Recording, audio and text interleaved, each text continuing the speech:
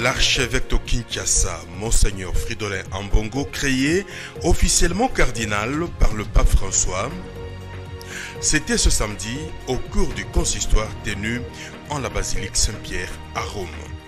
Le gouvernement congolais vient de disponibiliser l'enveloppe salariale des enseignants pour le paiement du mois de septembre. Il s'agit d'une paye complémentaire pour matérialiser la gratuité de l'enseignement. Célébration ce 5 octobre de la journée des enseignants sous le thème « Les jeunes enseignants, l'avenir de la profession ». À cette occasion, une manifestation a été organisée à l'Athénée de la Gombe en présence du ministre d'État en charge de l'EPST, Willy Bakonga. Nicole Pochot vous présente ce téléjournal. Bienvenue à tous.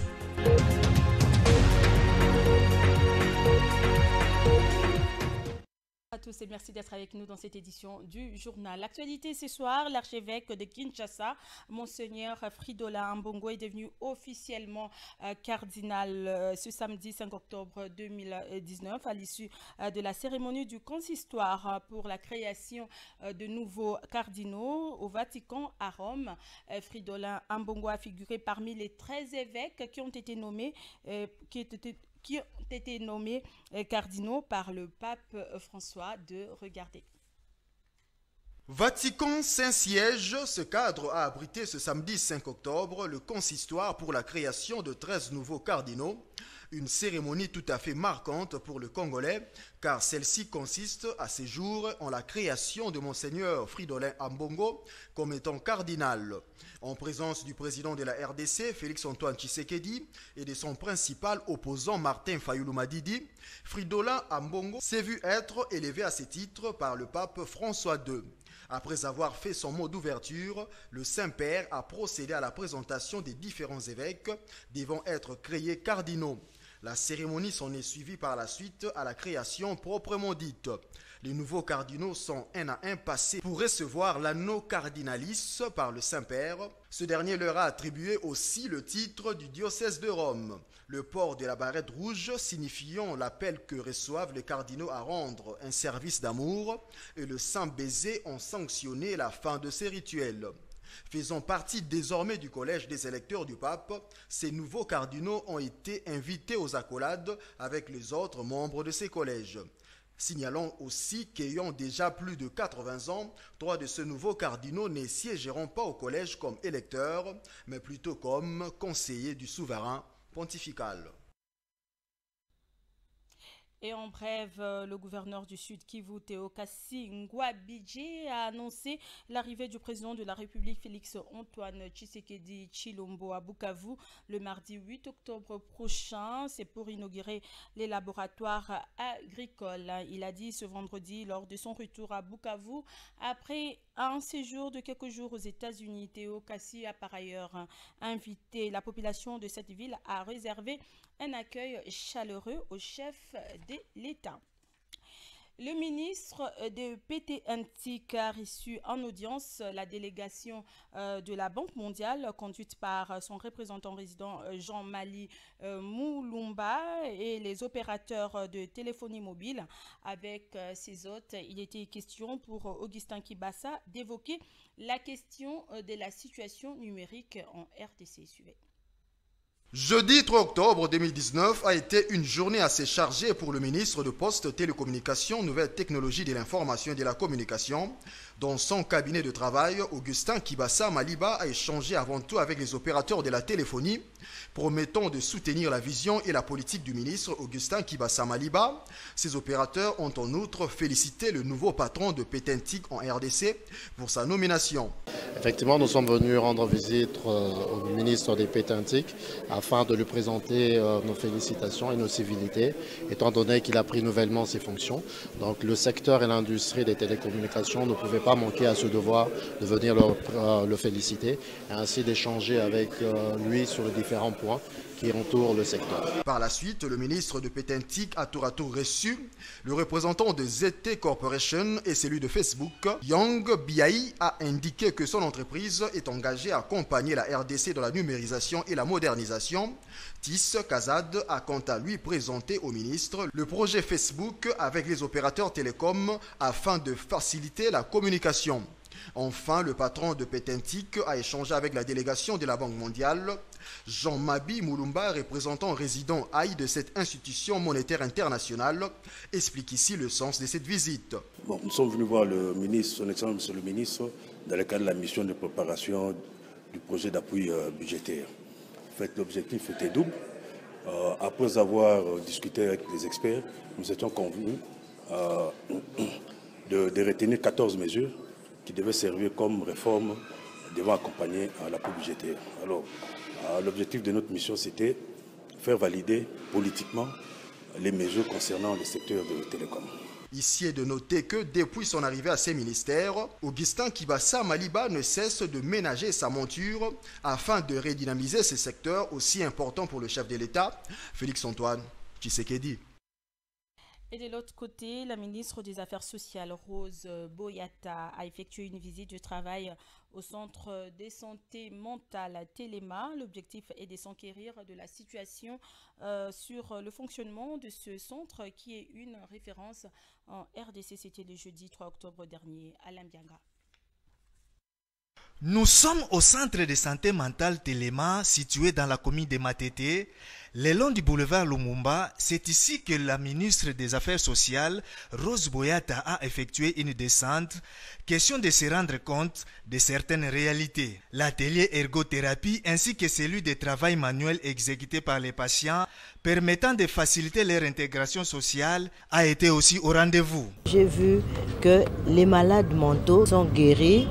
Ils sont en train de faire des sacs, des habits. Je suis vraiment très stupéfaite.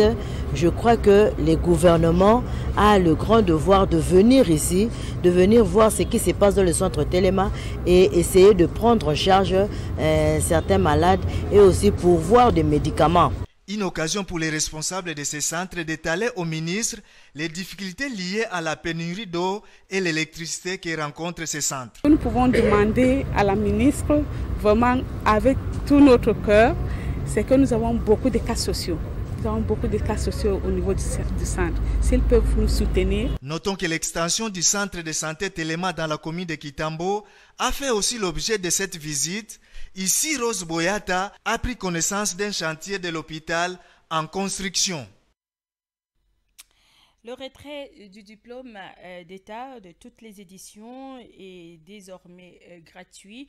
L'annonce a été faite par le ministre d'État en charge de l'enseignement primaire, secondaire et technique à travers un communiqué de presse publié ce vendredi 4 octobre 2019. Selon Willy Bakonga, cette mesure est prise dans les soucis d'alléger le fardeau de parents et de matérialiser la gratuité de l'enseignement des bases à travers la République telle que prônée par le chef de l'État, Félix Tshisekedi. Il tient à signaler qu'aucun frais relatif au retrait d'un diplôme d'État ne sera dorénavant exigé sur l'ensemble du territoire national. Les jeunes enseignants, l'avenir de la profession, c'est le thème choisi cette année à l'occasion de la Journée mondiale des enseignants. À Kinshasa, plusieurs enseignants, y compris les élèves et autres partenaires de l'éducation, ont assisté à la célébration de cette journée sur le site de l'Athénée de la Gombe en présence du ministre d'État en charge de l'EPST qui accompagnait son vice-ministre Jean-Paul Moubiaï. Intermède, témoignages, scénettes et autres expressions en amont de cette activité, suffisant pour un plaidoyer en vue de l'amélioration des conditions de l'enseignant congolais en pleine gratuité de l'éducation de base sous l'impulsion du nouveau chef de l'État congolais, Félix Tshisekedi. Ce dernier a à cette occasion mérité les hommages de parents. En dépit de toute promesse du gouvernement central d'améliorer le social de l'enseignant, cela n'a pas empêché celle-ci à dresser le tableau sombre de la vie du professionnel de la CRI en RDC. Des salaires modiques, du droit à une retraite honorable et des droits syndicaux. En réponse, plus rien ne sera comme avant, a insisté Willy Bakonga, le patron de l'EPST. Aujourd'hui, nous ne pouvons pas vous abandonner comme certains veulent le croire. L'État ne peut pas abandonner les enseignants. Bien au contraire, votre situation est déjà maîtrisée. Co-organisateur de cette journée avec l'UNESCO, pour la CONEPT RDC, la gratuité de l'éducation est à ce jour une mesure irréversible. 90% d'enseignants à travers la République soutiennent la mesure. 90% d'enseignants à travers la République ont compris que le pays a marqué un pas important. Tous les parents aujourd'hui se félicitent de cette mesure parce que c'était un besoin essentiel. Ça fait plus de 27 ans que les enfants ont crié, que les parents ont été affaiblis, ont été affaiblis par la prise en charge, bien entendu, de l'ensemble de l'éducation, pas seulement de l'enseignant, mais de l'ensemble de l'éducation. Ils ont pris ça à charge. Mais aujourd'hui, il est temps qu'on lui retourne l'ascenseur. Rappelons que la célébration de cette journée représente pour l'UNESCO le dévouement des enseignants qui œuvrent chaque jour à faire en sorte qu'une éducation équitable, inclusive, mais aussi des possibilités d'apprentissage tout au long de la vie pour tous, deviennent une réalité universelle. Le gouvernement congolais vient de disponibiliser l'enveloppe salariale des enseignants pour le paiement du mois de septembre. Selon le vice-ministre des Finances Junior Mata, il s'agit d'une enveloppe complémentaire à hauteur de 41 milliards de francs congolais décaissés dans le cadre de l'effectivité de la gratuité de l'enseignement de base prônée par le président de la République. Selon le vice-ministre des Finances qui a livré cette information ce samedi 5 octobre, le gouvernement de la République vient de disponibiliser les salaires des enseignants pour le mois de septembre dans le cadre de la gratuité de l'enseignement de base prôné par le président de la République Félix Tshisekedi. Le ministère des Finances, à en croire Junior Mata, a donc décaissé une enveloppe complémentaire à hauteur de 41 milliards de francs congolais pour les paiements du mois de septembre dans le cadre de l'effectivité de la gratuité de l'enseignement de base. Une nouvelle qui pourrait faciliter la reprise des activités scolaires dans certaines écoles où les professionnels de la Crête Blanche ont décrété le mouvement de grève depuis la rentrée scolaire 2019-2020 pour exiger leur salaire. À Kinshasa, par exemple, les enseignants de certaines écoles conventionnées catholiques ont amorcé une grève depuis le 1er octobre 2019.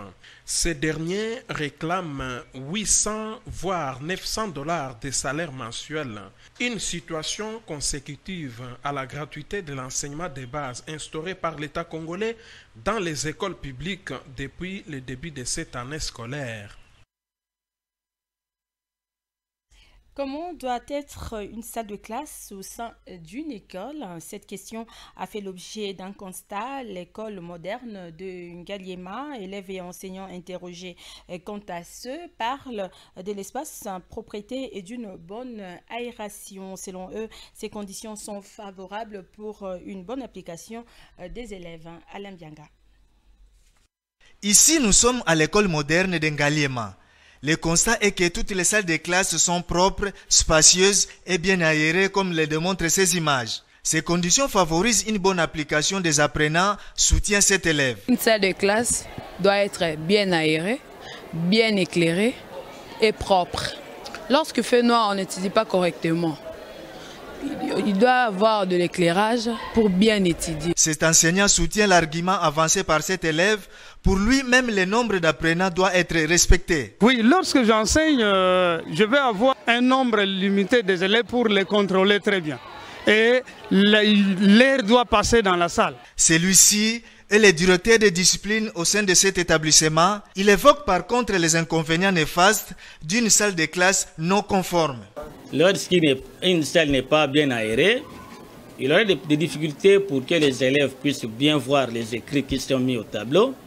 Même ceux qu'ils écrivent dans leur cahier, ils n'auront pas vraiment la facilité de bien écrire s'il n'y a pas aussi une bonne aération, les élèves ils vont transpirer, ils seront étouffés et il y a un risque de contamination d'une maladie. Notons que dans plusieurs écoles de la capitale, certaines salles de classe ne répondent pas aux critères exigés par la loi. C'est autour du thème « Être le procureur de la justice en résister à la corruption » que FLAG a commémoré son 3e anniversaire d'existence. À cette occasion, le ministre d'État, ministre de la décentralisation et réforme institutionnelle, Azarias Roubero, a appelé les autorités judiciaires et politiques à œuvrer pour une justice équitable sans céder à la corruption en vue d'être à l'image du Christ. C'était à Roméo Golf, situé dans la commune de La Gombe. Noëlla Kambaja, Jomanana, reportage. Autorités politiques et judiciaires venues de la capitale et de certaines provinces de la RDC ont rehaussé leur présence la célébration du 3e anniversaire de FLAG. Après une prière d'ouverture, Maître Françoise Kena a dans son mot d'ouverture appelé l'assistance à lutter contre la corruption, ce avant de donner le but de ces structures chrétiennes. FLAG, qui a vu le jour aux États-Unis, en Floride, est une organisation chrétienne qui constitue une branche de Campus pour Christ. FLAG réunit les juristes chrétiens venant des différents horizons de la société, particulièrement du pouvoir judiciaire. Le but est d'agir par le témoignage, de sorte que nous devenions le sel de la terre et la lumière du monde. Se basant sur le thème « Être le procureur de la justice, résister à la corruption », l'orateur du jour a invité l'Assemblée à dire non à la corruption et vivre à l'image de Dieu. Si nous sommes justes et que nous travaillons, chacun dans ce secteur, essentiellement juridique, judiciaire ici, de façon juste, nous allons influencer nécessairement la société de façon positive. Les gens qui vivent l'intégrité ont un solide fondement. Ils ne craignent pas qu'on va leur opposer. La motivation première qui me permet, moi, c'est même mon exemple, à tenir ferme lorsque je suis devant des situations de tentation par rapport à l'intégrité, à la corruption, c'est de savoir que si je reste du côté de Dieu, après tout, malgré tout, Dieu va m'élever nécessairement en son temps comme le palmier. Cette organisation chrétienne qui œuvre dans plus de 5 provinces de la RDC aspire s'étendre sur toute l'étendue du pays, a fait savoir Maître Roger Wedi, secrétaire exécutif national. Ses portes restent ouvertes aux professionnels de la justice. C'est dans une ambiance festive que s'est clôturée cette commémoration. Et les participants à la commémoration du 3e anniversaire de FLAG promettent d'être à l'image des dieux en travaillant pour une justice équitable, car la justice élève une nation, ce en vue d'aider la RDC à se développer. Suivez respectivement Jean Mwamba, chef des divisions budget, et Maître Patricia Sampou au micro de Noëlla Kambaja et Jomanana. Ce qui élève une nation, c'est la justice. Ce ne sont pas les infrastructures, ce ne sont pas tout ce que nous faisons autre chose, non, mais c'est plutôt la justice. Alors si nous avons la justice dans notre pays, je crois que les choses iront de mieux en mieux. Nous nous engageons pour que le pays pour que le pays marche. Vous voyez du sommet de l'État jusqu'à la fin, vous sentez qu'il y a des choses qui bougent. Il faudrait que nous puissions aller dans ce sens-là, c'est-à-dire d'être juste, d'être intègre, et de travailler là où nous sommes, au niveau où nous nous trouvons, pour que le pays marche. C'est pour le bonheur de tous. Je suis ravi. Le prédicateur nous a bien démontré qu'est-ce que nous pouvons faire en tant qu'avocats. Avoir notre justice doit être équitable. Équitable, ça veut dire quoi? Nous devons respecter des normes en tant que chrétiennes. C'est ça qui m'a beaucoup tiqué, c'est ça que je veux vraiment retenir pour la journée d'aujourd'hui. D'habitude, je suis chrétienne, née de nouveau. Je respecte toujours l'éthique chrétienne.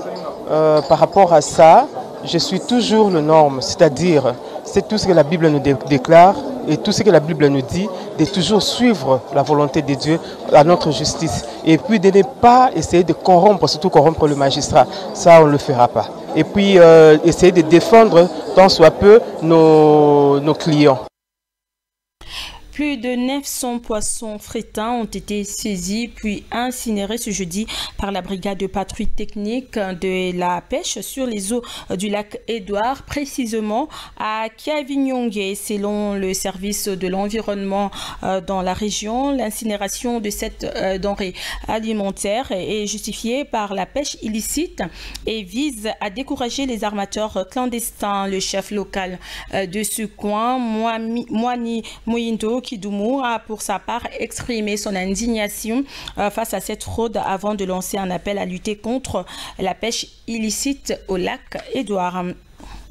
L'évaluation de la coopération d'il y a 2 ans passés entre les communes quinoises et les communes belges a été au centre d'un atelier de renforcement des capacités depuis mardi dernier à l'hôtel Invest dans la commune de Lingouala. Plusieurs autorités municipales belges et congolaises ont pris part à ces assises en présence du ministre provincial de l'Intérieur. Jean-Paul Moubia et Peter Lefila nous en parlent. Cet atelier d'évaluation à mi-parcours du programme jumelé entre la RDC et la Belgique intervient 2 ans après la mise en place de ce nouveau programme. Il s'agit de faire un état de lié notamment sur la formation des agents dans les cadres de l'état civil et population. C'est un programme qui vise le renforcement des capacités des communes congolaises en matière d'état civil et de population au travers d'échanges d'expertise et de pratiques entre communes belges et congolaises. L'idée de cet atelier, c'était de faire un peu le point sur l'avancée des partenariats, les problèmes rencontrés, les solutions que nous pouvions identifier pour permettre aux partenariats de progresser vers les objectifs et les résultats espérés. C'est ici l'occasion pour certains responsables communaux de s'appesantir sur les besoins primordiaux de leurs communes respectives. Njili, qu'est-ce qu'il peut s'attendre? Parce qu'au-delà, en dépit de bureaux de quartier qui ont été construits, notamment les quartiers 6, 13, mais il y a d'autres quartiers qui sont restés en veilleuse. Le Ndalois, comme je peux les appeler à Bandalungwa, peuvent s'attendre à beaucoup de choses, notamment la construction d'une bibliothèque municipale moderne et du secteur de l'assainissement, où nous devons faire des efforts car la commune de Bandalungwa, c'est une commune très urbanisée. Le ministre provincial de l'Intérieur a quant à lui encouragé l'initiative avant d'inviter toutes les communes de son entité à s'y intéresser. Nous encourageons toutes les communes de prendre toujours contact avec les communes de la Belgique pour un jumelage. Ce jumelage, que ça ne s'arrête pas seulement au niveau de l'état civil et population, mais que ça s'étende sur des autres secteurs. L'audit partenariat entre les communes de Kinshasa et celles de la Belgique devra durer 5 ans, soit de 2017 à 2021. L'opération Kinbopeto va bon train dans la commune de Bandalungwa. Le numéro 1 de cette entité, Bailon Gaïbene, a visité quelques quartiers de sa municipalité, histoire de se rendre compte du déroulement des travaux de curage et d'assainissement entamés il y a peu. Peter Lefila. 3 quartiers au total étaient sur le programme de Bailon Gaïbene, bourgmestre de Bandalungwa, de Bisengo à Makelele en passant par Adoula.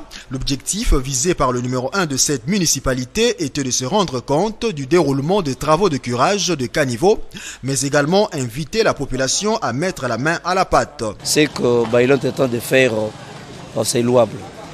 On peut que lui jeter un peu de fleurs, mais ça c'est le début. Nous voulons voir un peu que ça continue davantage. Vraiment, c'est une bonne initiative et il est en train d'exécuter ce que le gouverneur de la ville lui a signé comme mission. Une sensibilisation qui semble trouver un terrain favorable. Les jeunes de la commune de Bandalungwa sont plus que motivés à rendre leur milieu salubre. Nous sommes à JAP, Association des jeunes amis de la propriété. Le plus le rôle qu'on a de faire assainir notre commune de Bandalungwa. Nous les invitons tous de venir faire comme nous et tout. Nous aidons notre gouverneur et puis c'est pour notre commune à nous-mêmes. Notre commune doit vraiment être propre. Oui, je dis, en fait, on a besoin de tout le monde. Les gens qui veulent nous soutenir de loin ou de près, qui viennent travailler avec nous comme nous on le fait. C'est pas pour un but lucratif. C'est du volontariat. Non, rien du tout. Juste la propriété sur l'avenir et tout, et puis le caniveau, c'est fini. Pour éviter, chaque samedi, peut-être 2 fois par semaine peut-être. A noter que les habitants de ce coin de la ville-province de Kinshasa se disent prêts à accompagner Bailon Gaïbene dans l'opération Kinbopeto, pourvu qu'elle soit continuelle. Quittons la commune de Bandalungwa pour la commune de Ngaliema où le bourgmestre Dieu merci Maï Banza Luanga a effectué une descente au quartier Malueka ce samedi 5 octobre. L'objectif visé est de vulgariser l'opération Salongo au quotidien. Il a également appelé la jeunesse de Malueka à s'aligner derrière la vision Kin Bopeto lancée par le gouverneur de la ville, Merveille Bundoki. La lutte contre l'insalubrité, c'est aussi l'une des missions que s'est assignée le bourgmestre de la commune d'Ngaliema, Dieu merci Maïbanza Luanga. C'est donc l'essence de sa descente au quartier Malueka. Dès son arrivée, le numéro 1 de la commune d'Ngaliema a sensibilisé la population de la localité de Lukunga sur la lutte contre l'insalubrité. Pour vulgariser le message, Salongo est très important. Pourquoi il est très important? Parce que Salongo ils ont permis de venir à la propre, ils ont permis de collecter à la propre, ils ont permis de caniveau à la propre. Also ba caniveau ils ont bouché au moins la route ils ont pemene et puis au moins la dans la pente ils arrêtent. C'est-à-dire ceux qui maillent et longue na caniveau et qui na chaussée. Also comment quand na chaussée, premièrement ils ont détruit route. Satisfait de cet acte combien bénéfique, le jeune de Malueka s'est dit prêt à accompagner le bourgmestre dans sa vision. Azako kita azako assister azako contrôler musala nyonso au peuple tosala en tout cas mais pona kosenga eloko pena to kosenga na bourgmestre na biso eloko zo pesa biso souci makasi des années matérielles. Les mamans de Malueka ont quant à elles invité le numéro 1 de Ngaliema à lutter contre l'insécurité mais également à rétablir l'eau et l'électricité.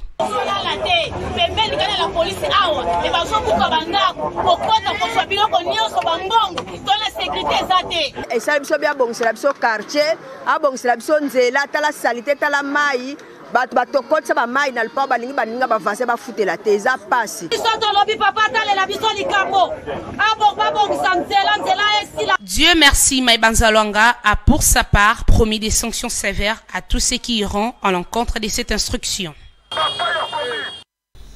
Et en sport, en match avancé de la 12e journée de la 24e édition du championnat national Vodacom Ligue 1, le football, le club Renaissance du Congo vient de battre le cercle sportif Don Bosco de Lubumbashi sur les scores étriqués de 1-0. Cette rencontre s'est disputée ce samedi au stade de Martyr. Et la revue de presse de la semaine, c'est tout de suite avec André Mokeni.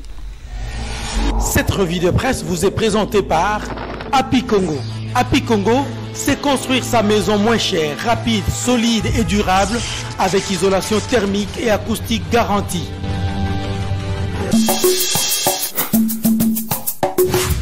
Bonsoir.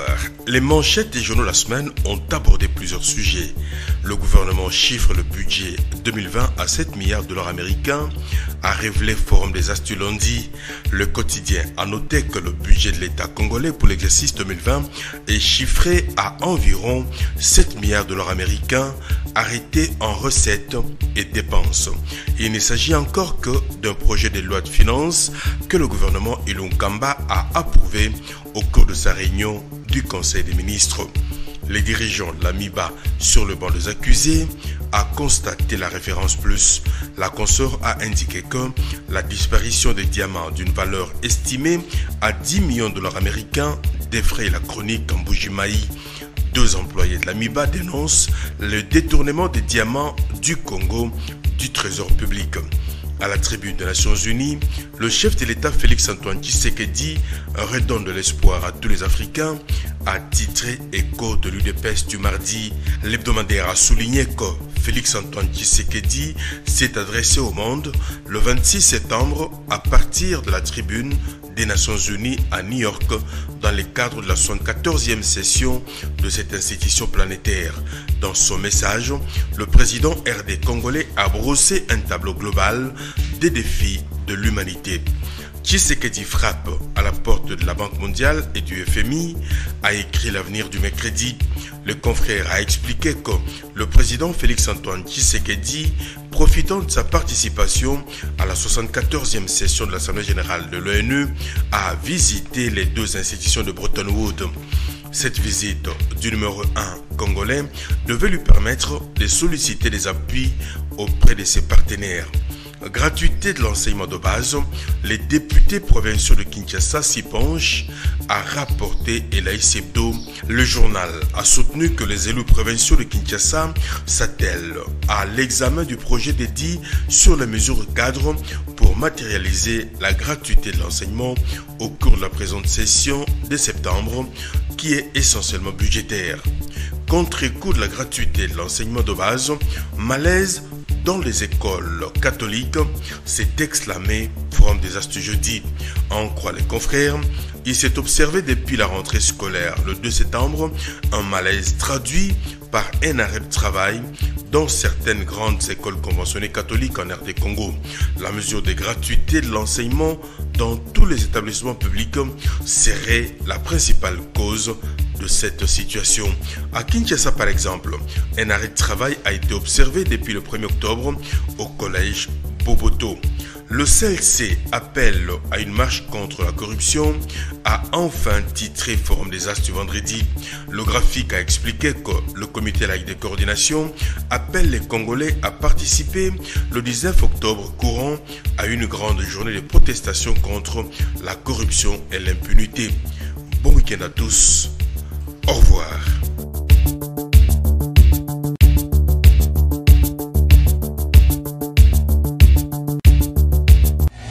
Cette revue de presse vous a été présentée par Happy Congo. Happy Congo, c'est construire sa maison moins chère, rapide, solide et durable avec isolation thermique et acoustique garantie. C'est la fin de cette édition du journal réalisé par Guy Lukoki, Alpha Image, Christian Dangani ainsi que l'ensemble de la rédaction. Merci à vous de nous avoir suivis. Au revoir et bonne suite de nos programmes.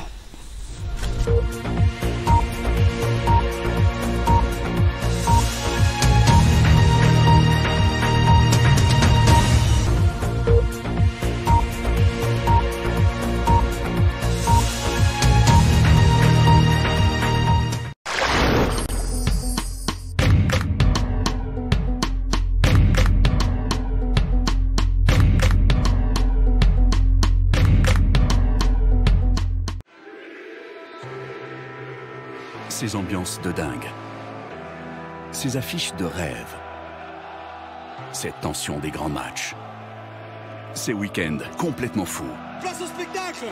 La saison prochaine, Canal+ continue de vous offrir toujours plus. Avec la Ligue 1, la Première Ligue, la Liga et maintenant la Serie A, disponible dès la formule Évasion. Tous les week-ends, le meilleur du foot, le plus beau des spectacles, impossible de rêver mieux. Frémir de plaisir! Oh, c'est magnifique! En août, le meilleur du football européen revient sur les chaînes Canal+ Sport. Alors réabonnez-vous vite au bouquet Canal+.